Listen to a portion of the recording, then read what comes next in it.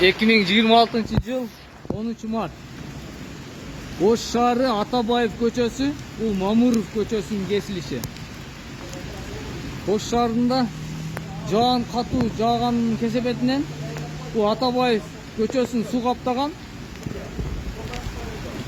Жеринде куткаруу кызматынан иш алып барууда, суунун нугун бурууда. Бул жарандардан суу эмне үчүн каптады деген суроо түшүшү мүмкүн. Бул суроо мындай жооп беребиз да биз. Бул жолдор курулууда, талаптарга ылайык лотоктор коюлган эмес. Эгерде өзгөчө кырдаалдар министрлиги берген нормага ылайык коюлганда лотоктон суу кетмек да, суунун нугу бул жака чыгып кетмек.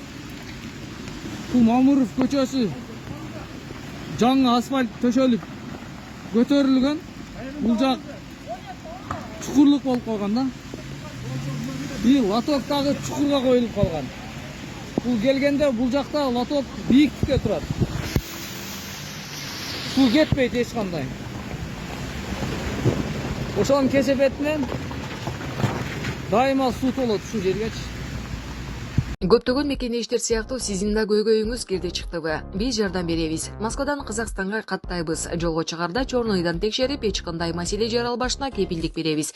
Биз пересадка өзүбүз алып кирип чыгабыз. Биздин байланыш номерлер +7936 264 1995 +7901 339 34 35. Аваз Бек мырза, күнү түнү чала бериңиздер.